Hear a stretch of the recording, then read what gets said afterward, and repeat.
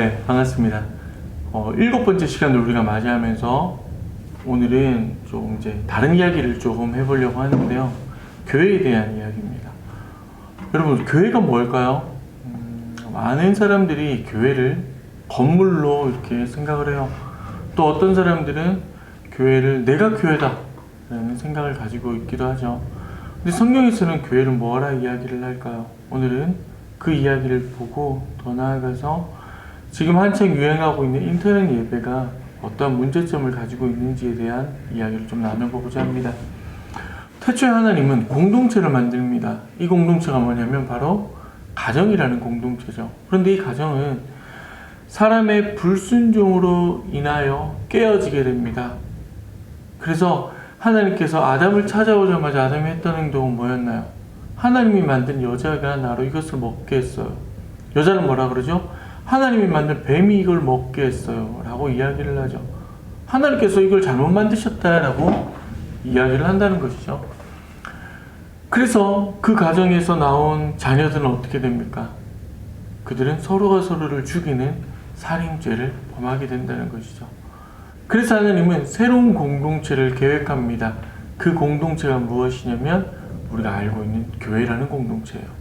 사실 이 교회라는 공동체를 우리가 좀 쉽게 이해하기 위해서 몸을 좀 예를 한번 들어볼게요. 손가락이 있어요. 손가락만 가지고 우리는 사람이다 라고 이야기하지 않습니다. 그럼 발도 똑같고요, 몸도 똑같고요, 팔도 똑같죠. 어느가 하나만 있어도 그것은 사람이 아니에요. 그런데 사람이다 라는 이 전체를 바라보면 그 사람 안에는 손가락도 있고 발가락도 있고 더 나아가 몸도 있다는 것이죠. 하나님께서는 교회라는 공동체를 먼저 만드십니다. 그리고 이 교회라는 공동체 위에 하나님께서는 예수 그리스도, 즉 만주의 주 되시고 모든 능력을 갖춘 예수 그리스도를 교회의 머리로 주신 거예요.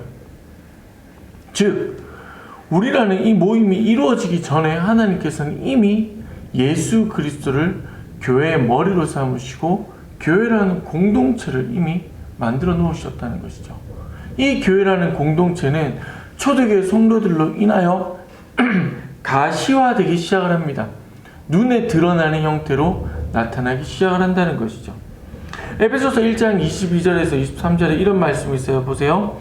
또 만물을 그의 발 아래 복종하게 하시고 그를 만물 위에 교회의 머리로 삼으셨느니라. 교회는 그의 몸이니 만물 안에서 만물을 충만하게 하시는 이에 충만합니다. 무슨 말일까요? 모든 충만함을 가지고 계신 예수 그리스도가 교회의 머리로 계시니 그의 몸된 교회는 예수 그리스도로 말미암아 충만해질 수밖에 없다는 것이죠. 이러한 일들을 우리는 성경에서 계속적으로 반복해서 보고 있는데요.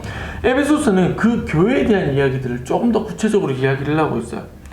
하나님께서 이렇게 얘기를 해요. 야, 내가 교회를 통해서 너희를 모을 거야. 그런데 누가 그 일을 하냐면 성령님께서 하시는 거야. 우리를 성전 삼으시고 우리 안에 오신 성령님께서 각 지체마다 전혀 다른 사람들을 하나 되게 하신다는 거죠. 그래서 이 사람들을 모아놔요. 그리고 이 사람들을 이끌어가기 위한 직분을 세웁니다. 그 직분이 뭐냐면 사도, 선지자, 복음 전하는 자, 목사, 교사예요. 그럼 이게 전부인가? 에베소서 4장 16절에는 이렇게 고백을 해요.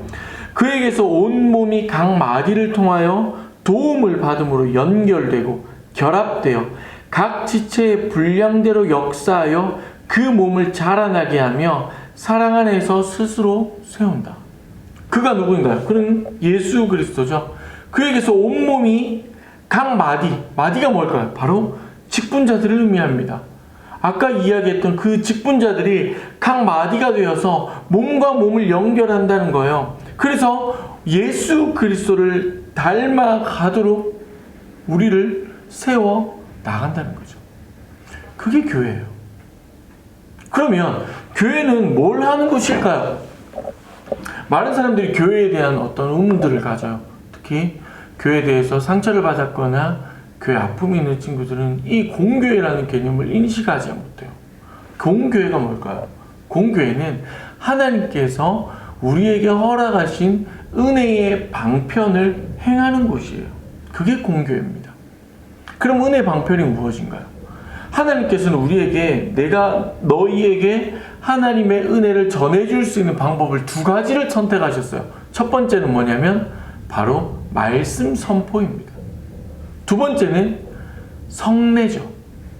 우리는 예수를 믿어요. 우리는 그리스도와 하나 되었어요. 그런데 야, 너 예수 그리스도와 하나 된 거 너 어떻게 경험할래? 어떻게 할 수 있어? 라고 이야기를 하면 우리는 성례, 성찬을 통해서 함께 마시고 함께 먹음으로 하나됨을 경험할 수 있다는 거죠. 너 거듭났어? 라는 질문을 받을 때 우리는 세례를 기억하며 그래, 나는 세례를 받음으로 거듭났어 라는 것을 눈으로 볼 수 있게 하셨다는 거죠. 그리고 말씀 선포입니다. 하나님의 말씀이 선포되어야 된다는 것이죠.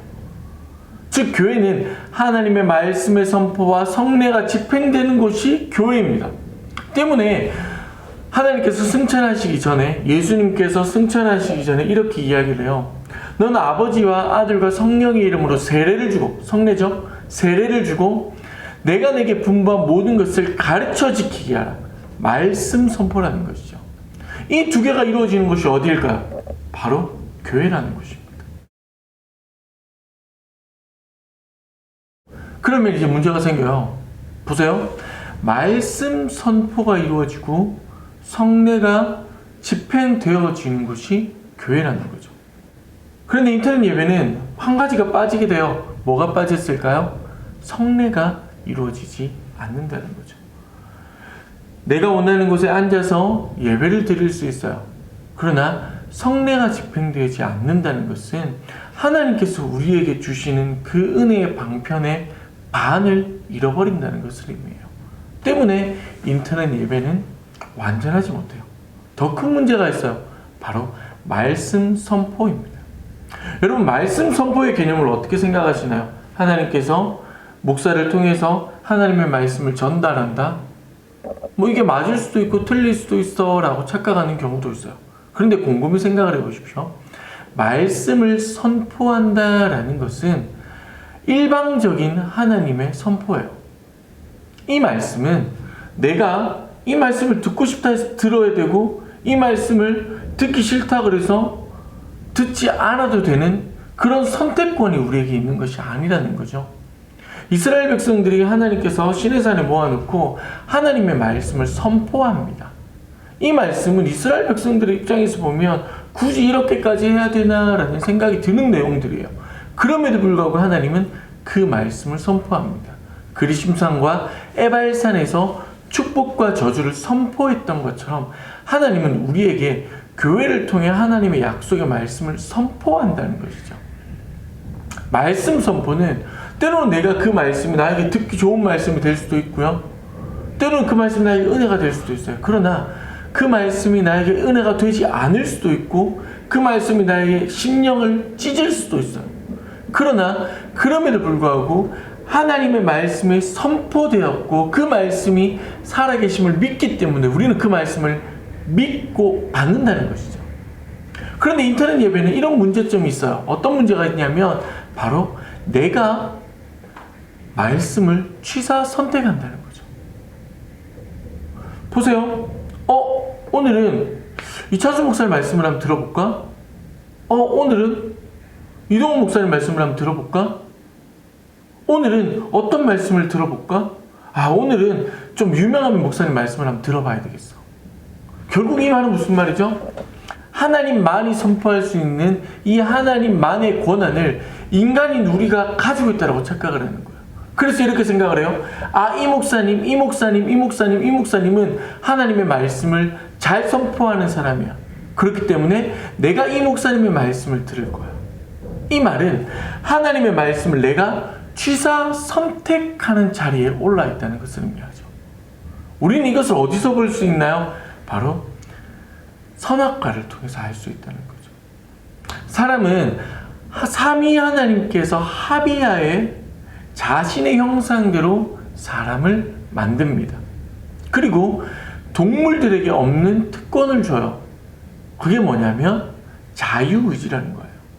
이 자유의지에 대한 이야기는 나중에 시간을 좀 통해서 하겠지만 간단하게 이야기하면 이래요. 동물들은 본능에서 벗어날 수 없어요. 보세요. 벌들은 벌집을 누가 훔쳐가요. 그래도 이들은 그 본능에 따라 또다시 벌집을 지어요. 그런데 사람은 달라요. 사람은 본능 안에서 살 수밖에 없어요. 본능 안에 살아가요. 그러나 자신의 의지로 이 본능을 이겨내기도 해요. 모성애가 대표적인 거죠. 아들이 죽을 일이 생기면 자신의 목숨을 지켜야 하는 본능을 이겨 어떻게? 자신의 의지로 그 본능을 이겨낸다는 거예요. 하나님이 이것을 왜 사람에게 주셨을까요? 바로 대리통치자로 모든 천지 만물을 다스리는 역할로 하나님은 이들에게 이걸 주었다는 거예요. 그래서 사람은 그 당시에 하나님과 동일하게 하나님의 창조 역사를 일으켜가며 모든 만물을 다스리기 시작을 합니다. 그런데 그들 마음에 죄가 들어오죠. 우리가 알고 있는 선악과 사건이에요. 선악과를 보십시오. 뱀이 와서 거짓말을 합니다. 이거 먹으면 너 하나님처럼 돼 라고 이야기를 했을 때 사람은 이 두 가지를 선택하는 자리에 스스로 올라가 버립니다. 하나님의 약속의 말씀에 순종해야 되는데 이 약속의 말씀을 내가 선택할 수 있다라고 착각을 하는 거죠. 어떻게 착각을 했을까요? 뱀의 말이 맞냐? 하나님 말이 맞냐를 내가 취사 선택하는 자리에 올라가 버렸다는 거죠. 이걸 우리는 무엇이라 말합니까? 교만이다 이야기를 하네요. 그래요. 인터넷 예배는 어쩌면 우리에게 많은 유익을 주었어요. 순기능이 분명히 있습니다. 더 나아가 지금 하는 인터넷 예배가 잘못됐다라고 이야기를 하는 게 아니에요. 왜냐하면 특별한 상황이고 교회와 또 총회가 지금 이 상황에 우리가 그나마 예배할 수 있는 방법을 인터넷으로 택했기 때문에 가능해요. 그러나 이것이 장기화돼서는 안 된다는 거죠. 더 나아가 이 일들이 우리의 예배, 우리가 모여서 하나됨을 누리고 교회를 통해서 누려야 될 그 교제함을 대신할 수 있는 것은 아니라는 거죠. 그럼 이 순기능이 무엇입니까? 바로 지금 여러분들이 하고 있는 성경 공부예요. 옛날에는 성경 공부를 하기 위해서 시간을 쪼개야 됐고 회사를 빼야 됐어요. 그러나 이제는 모든 사람들이 원하는 시간에 그 성경 공부를 여러분처럼 할 수 있다는 거죠. 어쩌면 이게 순기능이에요. 그래서 제가 여러분들에게 청년 예배를 인터넷으로 하지 않고 성경 공부를 보내는 이유가 여기에 있다라고 할 수 있죠. 다시 본론적으로 한번 돌아가 볼까요? 교회에 대한 이야기예요. 교회는 눈에 보이는 것이 아니에요. 건물이 아니에요. 그렇다고 교회는 나 자신이 교회가 아니에요. 교회는 하나님께서 부르심을 입은 사람들이 모여서 그곳에서 하나님의 은혜의 방편, 즉 말씀과 성례가 집행되어지는 곳이 바로 교회입니다. 하나님께서는 교회를 통해서 자신의 의를 드러내시고 교회를 통해서 자신의 사랑을 이 땅 가운데 자신의 은혜를 부어주기로 작정하셨어요. 그것을 우리가 이게 맞다 틀렸다라고 이야기할 수 있는 부분은 아니라는 거죠. 그렇다면 우리는 어떻게 해야 될까요? 하나님께서 우리에게 부어주신 교회라는 곳, 더 나아가 은혜의 방편이 이루어지는 이 교회에서 하나님의 은혜를 온전히 누리는 것, 그것이 바로 우리가 해야 할 일입니다. 정리를 한번 해볼까요?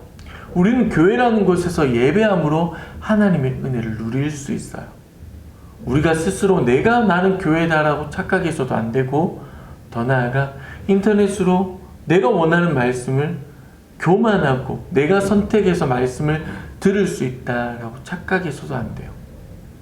하나님의 말씀의 선포를 우리는 겸허히 받아들일 수 있는 믿음이 있어야 되고, 더 나아가 하나님께서 베풀어 주시는 은혜를 우리는 누릴 수 있어야 하는 것이죠. 우리는 부암제일교회 지체로 부르심을 입은 사람들이에요. 하나님께서 우리를 부르셨어요. 그 은혜 가운데 여러분들이 온전한 복을 누리시기를 주님의 이름으로 축복합니다.